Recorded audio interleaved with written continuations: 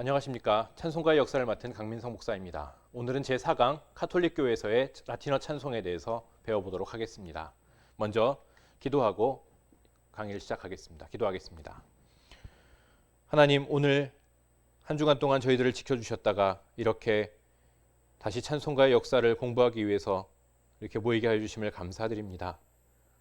오늘 이 강의를 통해서 찬송을 만들기까지 그들과 함께 해주신 주님을 찬양했던 그 모든 작사가들의 그 모든 영성을 다시 한번 떠올려 볼 수 있는 귀한 시간 되게 하여 주시고, 또한 그들에게 다가오신 주님께서 오늘 이 시간에도 저희들에게 다가와 주셔서 주님께서 말씀해 주시고 저희들을 다시 한번 또 찬양하게 하여 주시옵소서.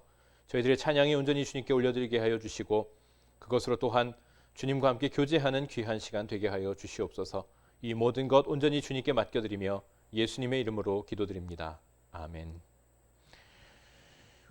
이번 시간에는 찬송가를 두 곡 부르면서 시작하도록 하겠습니다. 이 두 곡은 뒤에 설명할 라틴어 찬송가의 작가들 암브로시우스와 또 그레고리아 성가에 나오는 그 작사를 가지고 작사한 노래입니다. 첫 곡은 찬송가 130장 찬란한 주의 영광은 이고, 두 번째 찬송가는 그레고리오 성가에서 사용되었던 가사로 사용한 85장 구주를 생각만 해도입니다. 이 찬송가를 함께 부르면서 강의를 시작하겠습니다. 먼저 찬송가 130장입니다.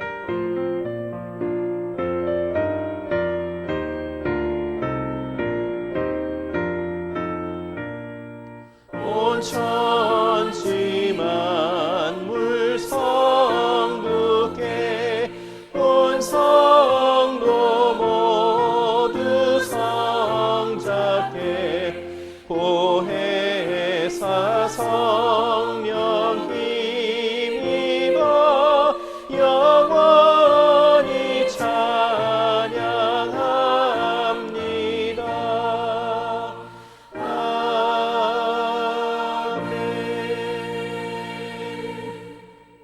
구주를 생각만 해도 찬송을 부르도록 하겠습니다. 찬송가 85장입니다.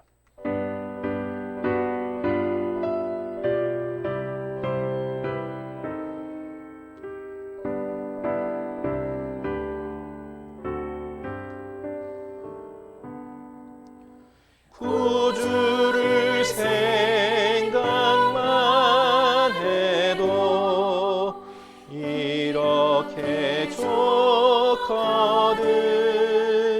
주 얼굴 배울 때야 얼마나 좋으랴. 만민의 구주 예수여 귀하신 이름은 천지에 있는 이름 중 비할 데 없도다. 참 회개하는 자에게 소망이 되시고 구하고 찾는 자에게 기쁨이 되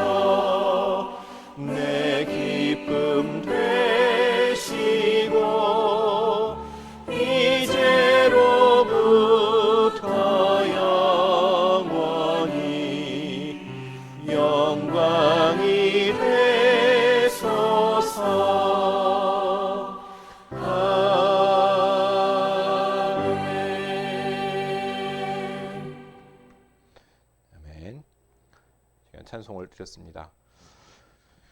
앞에 그 찬란한 주의 영광은이라는 것은 그 암브로시우스라는 그 뒤에 나올 그 설명을 할 건데요. 그 암브로시우스라는 사람이 그 불을 그 지은 곡입니다. 이 뒤에 나오는 설명을 잘 설명해 보도록 하겠습니다. 그 뒤에 보시면 될 거고요. 자, 먼저 그 서방교회의 찬송을 다루기에 앞서서 동방교회와 서방교회가 어떻게 분열되었는지를 잠깐 살펴보도록 하겠습니다. 먼저 로마 제국은 먼저 북쪽에서 쳐들어오는 이방인들을 견제하기 위해서 비잔틴으로 수도를 옮기게 됩니다. 이게 북방 민족이라고 되어 있는데 그들은 이걸 야만인이라고 불렀습니다. 왜냐하면 로마 제국 언어를 쓰지 않으면 그들은 모두 다 야만인이라고 불렀기 때문에 그 야만인이라고 했는데 지금의 독일 민족들입니다. 그 민족들의 침입을 견제하려고 비잔틴으로 수도를 옮기게 됩니다. 그런데 그 점차적으로 로마 제국이 그러다가 분리되는 양상이 벌어지죠. 이게 워낙 크다 보니까 이 수도가 동쪽으로 옮겨버리니까 중간에 로마가 있었는데 원래 동쪽으로 옮겨버리니까 점점 그것이 분리가 돼가고 있는 겁니다. 그러면서 로마 황제가 로마 교황을 통제할 수가 없는 상황이죠. 옛날에는 로마에 교황청도 있고 또한 거기에 또 황제가 있었기 때문에 황제가 적절하게 이렇게 견제를 할 수 있었는데 이 견제하기가 너무나 어려워진 겁니다. 너무 멀리 떨어져 있기 때문에 그것이 굉장히 어려워졌고요. 그러면서 로마 교회의 독자성이 강화되고 그리스 문화의 영향이 약화됩니다. 또 로마의 수도에 있던 교회였기 때문에 굉장히 그 권위가 있었던 데다가 황제가 로마를 떠나자 독자적인 힘을 갖게 된 것이죠. 자신이 본인이 힘을 갖게 된 겁니다. 그리고 게다가 로마 제국이 동서로 분리돼 버리니까 서로마 제국의 로마가 있고 동로마 제국의 황제가 있는 거죠. 그렇게 되다 보니 이 서로마 제국의 황제가 이 로마 교황을 어떻게 통제하기가 더 어려워진 겁니다. 그리고 큰 교회가 5군데 교회가 있었는데요. 그 5군데 교회 중에 그 큰 5개 교회 중에 4개 교회가 동로마로 가고 서로마에는 오로지 로마 교회만 남아 있었습니다. 또 그것이 이제 교회 분열로까지 이어지니까 서방 교회는 로마 교회만 남고 나머지 4개 교회가 동방 교회에 남는 그런 현실이 되게 됩니다. 그러다 보니까 원래는 이 큰 교회 이 주교들이 모여서 회의를 해서 모든 것들을 결정했었는데 갑자기 이 나머지 교회들이 전부 동방교회로 가버리고 로마 교회만 하나만 딱 남은 겁니다. 그러다 보니까 로마 교회 주교만 이 모든 것을 결정해야 되는 거죠. 이 다른 사람들하고 상의할 수가 없고 본인이 결정하게 됩니다. 그래서 이 로마 주교의 권위가 더욱더 강해지는 거죠. 그렇게 해서 서방교회는 로마 주교가 모든 것을 결정하는 상황입니다. 바로 이 로마 주교가 지금의 교황입니다. 지난번에 프란치스코 1세가 우리나라에 방문한 적이 있는데 거기서 자신을 뭐라고 표현했냐면 로마 주교라고 표현했습니다. 그 로마 주교라는 것은 바로 이 로마 교회의 주교라는 뜻이죠. 그것이 그 당시 로마 주교가 지금의 교황으로 변해 있는 겁니다. 그렇게 교황이 모든 것을 결정하는 상황이 됐고 동방교회는 교회들의 대표인 대주교들이 모여서 공의회를 통해서 결정하는 방식을 계속 이어가게 됩니다. 이렇게 교회가 분열되고 나서 생긴 것이 바로 교회의 언어입니다.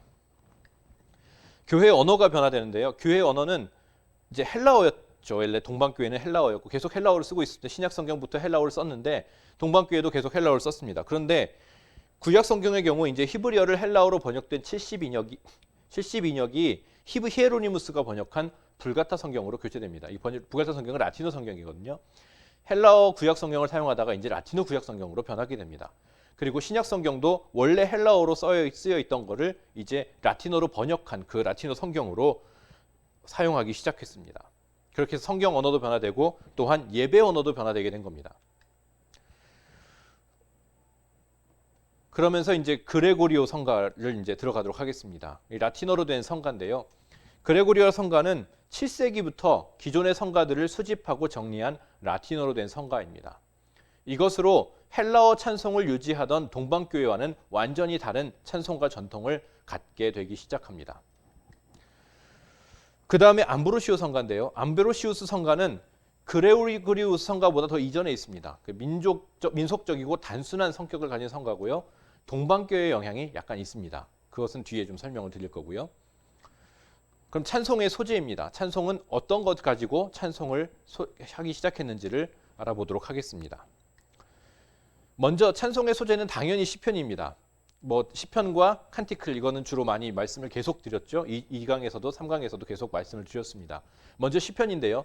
동방교회는 시편을 부르면서 그 뒤에다가 자신의 기도 제목, 기도를 살짝 넣어가지고 이렇게 함께 사용했는데 서방교회는 시편에만 거의 초점을 맞추게 됩니다. 거기 너무 그 컨텍스트에만 집중을 하게 되는 거죠.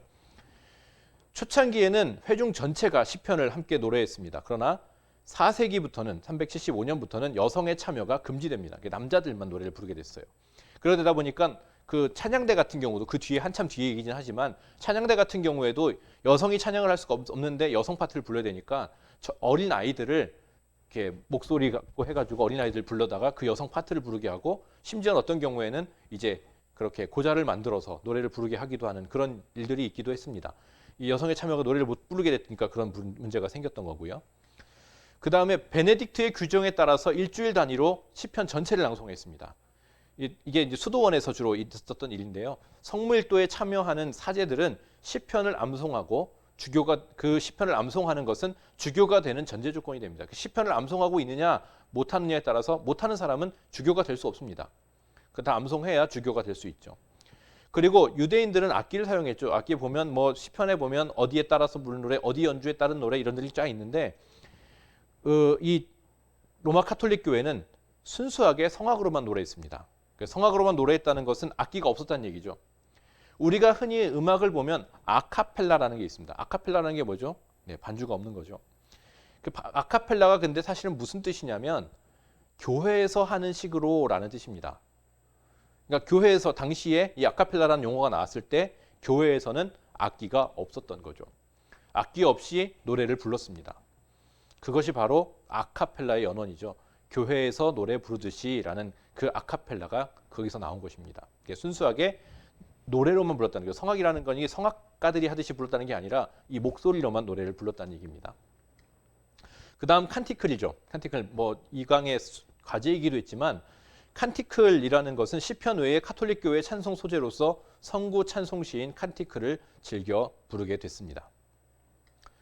그럼 찬송의 종류에 대해서 알아보도록 하겠습니다. 찬송의 종류가 있는데요. 찬송의 종류 처음에 암브로시우스 성가입니다. 암브로시우스라는 이 사람은요, 이탈리아 북부 밀라노의 대주교였습니다. 이 사람이 예배 의식에 사용하기 위해서 창작한 성가와 그러한 형식으로 쓰여진 이후의 성가들을 통칭하는 것을 바로 이 암브로시우스 성가입니다. 그러니까 즉 암브로시우스 성가라고 해도 암브로시우스가 짓지 않은 것도 있습니다. 그냥 그런 종류들의 모든 것들을 통칭하는 것이 바로 암브로시우스의 성가죠. 동방교회의 영향이 약간 있습니다. 그 이유는 밀라노라는 곳이 오랫동안 동방 문화와 서방 문화가 혼합될 수 있는 위치였기 때문입니다. 밀라노 칙령이라고 아시죠? 밀라노 칙령이라고 옛날에 그 세계사를 읽다 보면 밀라노 칙령이 뭐냐면 313년에 기독교를 정식 종교로 공인했던 것이 바로 콘스탄티노푸스 황제의 밀라노 칙령입니다. 거기가 이제 굉장히 중요한 도시가 된 거죠. 거기가 이제 이 기독교를 이제 믿어도 좋다라는 것을 가지고 이제 했던 것이 바로 이 밀라노 칙령입니다. 밀라노가 동방 문화와 서방 문화가 혼합될 수 있는 위치였기 때문에 그렇게 된 거고요. 뒤에는 그레고리오스 성가에 흡수되거나 밀려났습니다. 하지만 오늘까지도 밀라노와 스위스 남부 지역에서 이 암브로시우스 성가가 유지되고 있습니다. 암브로시우스는 그럼 어떤 일을 했느냐? 업적이 있는데요. 동방교회의 노래 방식을 서방교회의 전례에 도입했습니다. 사람들을 두 그룹으로 나눠서 이쪽 좌측 우측에 놔둬가지고 성가를 번갈아 노래하도록 했습니다. 그리고 후에 교황 셀레스틴 1세가 이것을 서방교회에서 사용하도록 공인했습니다. 그리고 가사는 정통신앙을 고수하기 위해서 기독교의 기본적인 가르침과 삼위일체 교리를 담은 찬송시들을 만들어 회중에게 부르게 했습니다. 굉장히 중요한 부분이죠. 뭐 군대에서도 군가를 부르는 이유가 뭡니까? 그냥 단순히 노래 부르라는 하는 게 아니잖아요. 네, 계속 정신교육을 시키는 겁니다. 우리는 이렇게 하는 사람이다. 우리는 이것을 위해서 모여 있다. 우리는 이것을 위해서 훈련하고 있다.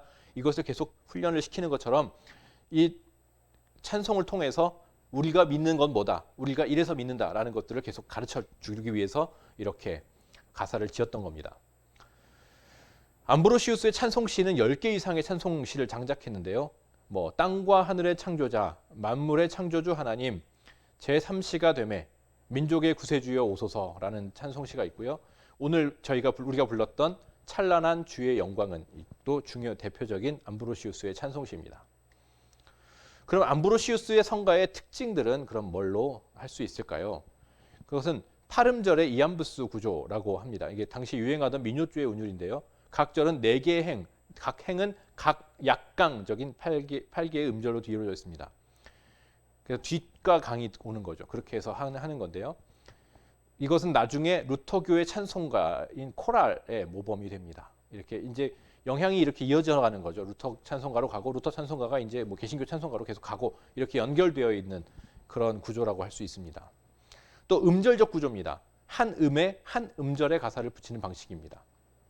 한 음에 여러 가지를 쫙 붙이는 게 아니라 한 음에는 한 음절만 붙이는 거죠. 당시 평민들의 세속 노래 구조와 유사합니다. 이런 가사 붙이기 유형은 그레고리오 성가에서도 일부 수용했고요. 또 우리가 부르고 있는 찬송가에도 크게 영향을 미치게 됩니다.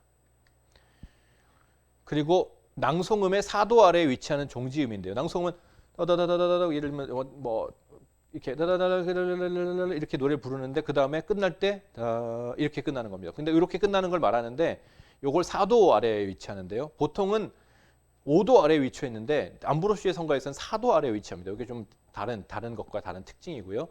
그 외에도 시작 선율과 중간 선율의 구분이 뚜렷하지 않고 낭송음도 비교적 자유롭게 이루어지겠습니다. 그러니까 노래를 부를 때 곡을 보통 하늘에 계신 우리 아버지 이런 식으로 할 때 또 음이 비슷한데 이 음들을 자기 마음대로 자유롭게 사용했다는 겁니다. 정해져 있지 않았고 그렇게 부르다 보면 그렇게 자연스럽게 부르게 되는 그런 형식을 말하게 되는 겁니다. 지금 말하는 엄청나게 음악이 발달했던 시절이 아니기 때문에 그냥 그렇게 불렀던 겁니다.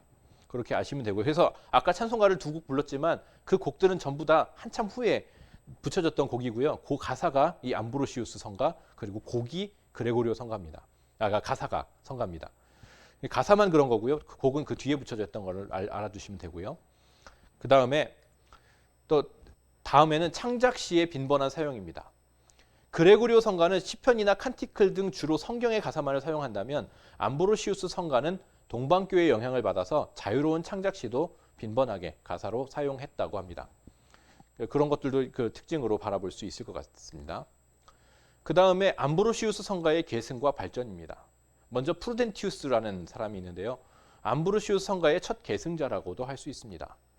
성무일도를 위한 찬송 시집. 성무일도가 뭐냐? 아까 성무일도도 아까 나왔는데 성무일도가 뭐냐면 성경을 이게 1년, 2년, 3년 단위로 성경을 다 읽고 기도할 수 있게 만들어 놓은 어떤 틀입니다. 예를 들면 1월 1일에는 뭐 창세기 1장 1절부터 몇 절까지 읽어라. 뭐 이런 것들을 정해 놓은 거거든요. 그런 책들이 그 천주교 계통 어디 서점에 가면 그런 책들도 팝니다. 심지어. 그렇게 해서 수도사들이 계속 기도하고 또 성경을 읽고 할 수 있게 만들어 놓은 건데요. 이것은 성무일도를 위한 찬송 시집을 만들었습니다. 카테메리논. 그리고 순교자들을 기리는 찬송 시집인 페리스테파논이 있습니다.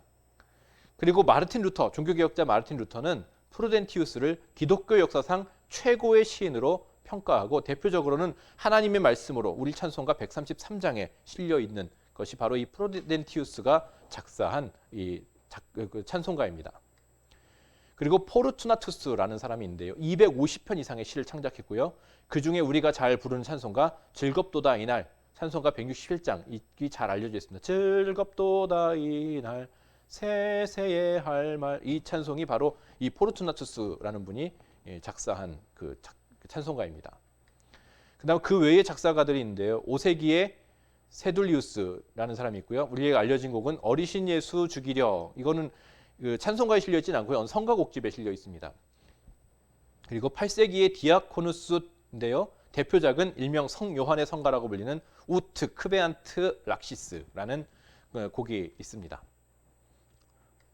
그 다음에는 이제 그레고리오 성가입니다. 그레고리오 성가는 이렇게 카톨릭 찬송하면 많이 인용되는 찬송가인데요.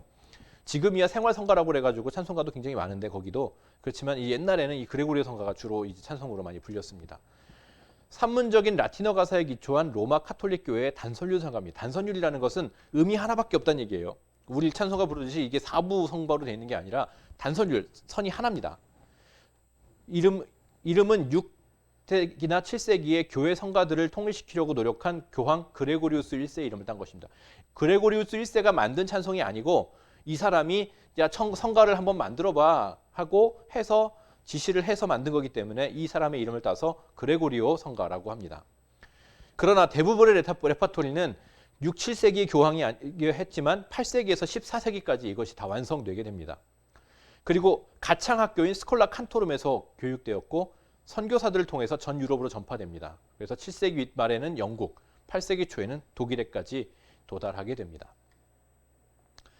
그리고 그레고리오 성가는 성경과 칸티클 위주의 제한된 가사와 제한된 곡의 사용입니다. 곡도 제한되어 있고 또 가사도 제한되어 있죠. 시편 아니면 칸티클입니다. 그리고 곡도 거기서 거기인 그런 성가고요.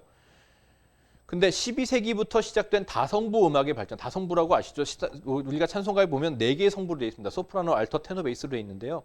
그런 것이 이제 그 12세기부터 시작됐고요. 그거부터 그런 것이 발전되고 또 그리고 십자군 전쟁 이후 교황권의 약화로 인해 쇠퇴의 길을 걷게 됩니다. 잘 안 부르게 됐다는 얘기죠.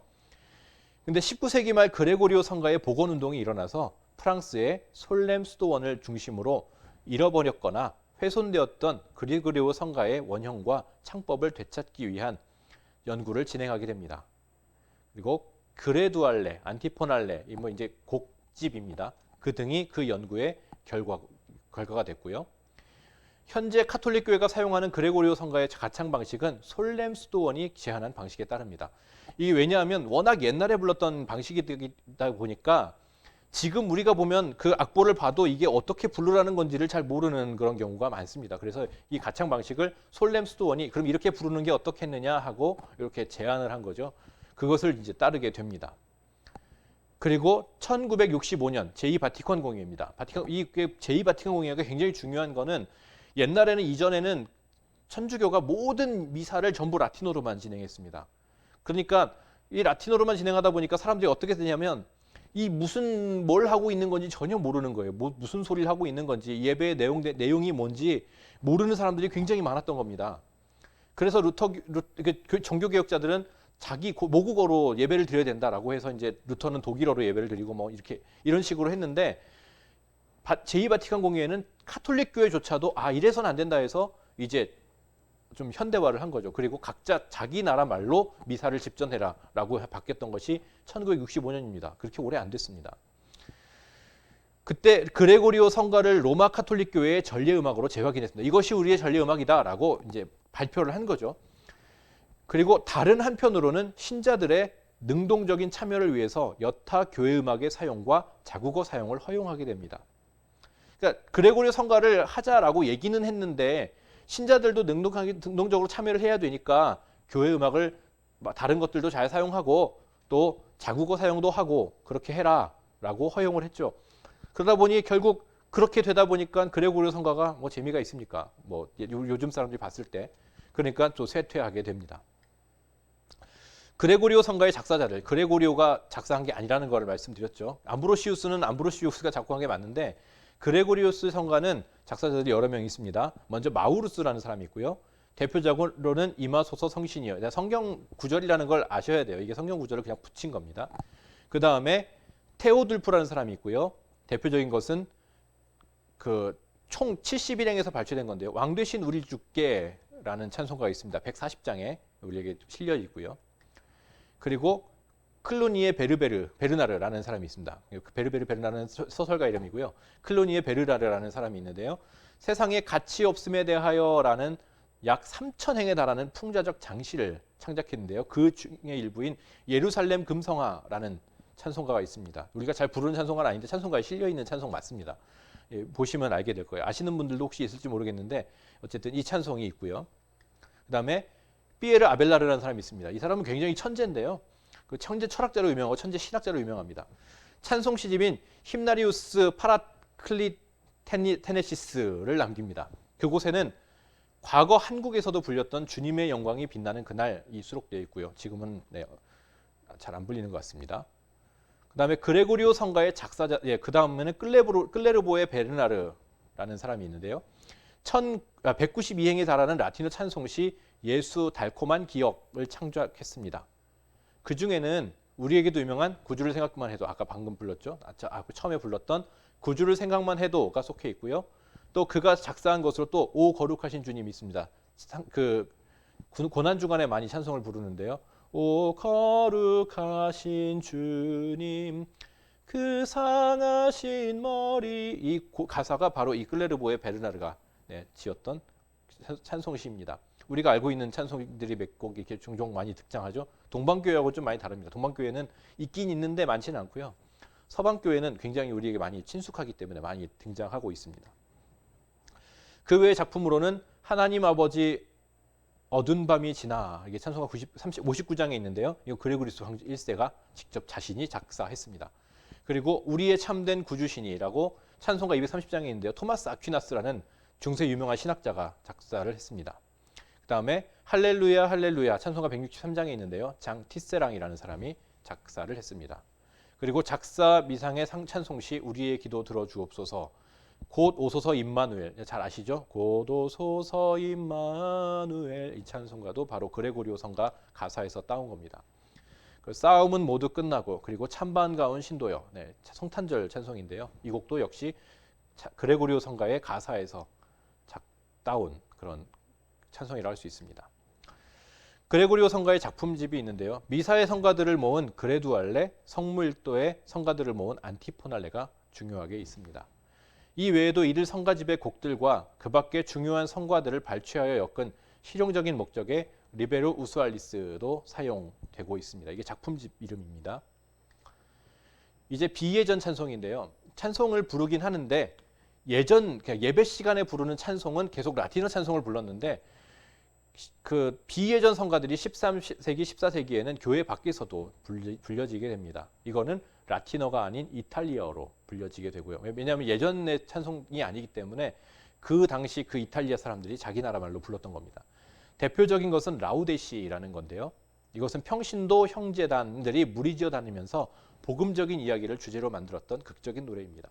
주로 그리스도의 순환과 성모의 슬픔, 천국과 지옥, 이적 기사에 대한 것들을 주제로 합니다. 그러니까 복음을 전달하기 위해서, 복음을 전파하기 위해서 찬송을 계속 부르고 다녔던 것, 이것을 바로 이 비예전 찬송이라고 할 수 있습니다.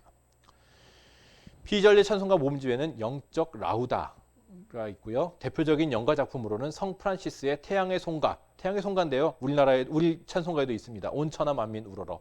찬송가 69장에 있는 찬송가가 바로 그 작품에 있고요. 작사자로 변호사 활동을 중단하고 프란시스 수도선에 들어가 금욕 생활을 했던 토디라는 사람이 이제 작사자로 중요한 사람이 있습니다. 오늘 과제를 이제 드리도록 하겠는데요. 서방교회의 예배와 성경에 사용된 언어는 어떤 언어입니까? 동방교회는 헬라어였습니다. 서방교회는 언어를, 제가 말씀을 드렸죠. 이 언어를 이게 근데 여러분들이 들으시면 알지만 요거 과제가 단순히 과제가 아니라 그 출석 체크입니다. 그렇기 때문에 출석을 하셨다는 표시로 꼭 보내주셔야 됩니다. 나 봤으니까 됐어라고 하지 마시고 꼭 그 홈페이지에 올려주시든지 아니면 저한테 문자로 보내주시면 출석을 체크하도록 하겠습니다. 이 과제를 하시면 되겠습니다. 동방정교회의 찬송보다는 우리에게 전해지는 찬송가가 더 많은 것을 보셨을 것입니다. 왜냐하면 우리가 아무래도 서방 전통이죠. 우리가 서방교회 전통입니다. 동방교회는 지금 이제 러시아나 그리스 이쪽에 많이 이제 있고요. 이제 서방교회는 이제 그 로마 카톨릭 교회로 시작해서 거기서 이제 종교개혁 이후로 계속 서방교회로 우리가 이어져 있기 때문에 그 음악이나 그 가사를 많이 사용하게 됩니다. 동방과 서방의 차이는 여러 가지를 설명할 수 있지만 그 교리적인 설명은 지금 이 시간에 다룰 것들은 아니기 때문에 설명하지는 않겠습니다. 하지만 그런 분위기가 있다는 것들을 알아두시면 되겠습니다. 그렇지만 로마 카톨릭 교회의 유산이 비록 종교개혁으로 차단됐더라도 여러 가지 면에서 영향이 없을 수는 없기에 로마 카톨릭 교회의 찬송을 살펴보는 것은 후대 찬송가를 계속, 이제 후대 찬송가라는 건 지금 우리 후대가 아니고 로마 카톨릭 교회 그 후대의 개신교를 비롯한 모든 찬송가를 위해서 더욱 중요한 일이라고 생각될 수 있습니다. 그렇게 오늘 수업을 강의를 마치겠고요. 이 강의를 마치면서 로마 카톨릭 교회의 그 찬송에 대해서 많이 이해하시는 귀한 시간이 되었었으면 하는 바람입니다. 기도하면서 마치겠습니다. 하나님 감사합니다. 저희들이 오늘 라틴어 찬송가를 통해서 또 당시에 찬송을 불렀던 그들의 마음을 다시 한번 헤아려보고 또 다시 한번 새로운 마음으로 주님을 찬양하길 원합니다. 저희들의 마음 가운데에 주님께서 친히 임하여 주시고 그들에게 함께해 주셨던 주님께서 저희들과 함께해 주심으로 저희들의 찬양을 받아주시고 저희들의 예배를 받아 주시옵소서. 그렇게 저희들이 가는 곳마다 항상 주님의 영광을 드러내게 하여 주시고 또한 주님을 찬양하게 하여 주시고 주님의 영광 가운데 늘 거하는 저희들의 삶이 될 수 있도록 인도하여 주시옵소서. 다음 시간 한 주간 그날 지난 그때까지 주님께서 항상 돌보아 주셔서 저희들 모두가 주님의 은혜 가운데 다시 만날 수 있도록 인도하여 주시옵소서. 이 모든 것 온전히 주님께 맡겨드리며 예수님의 이름으로 기도드립니다. 아멘.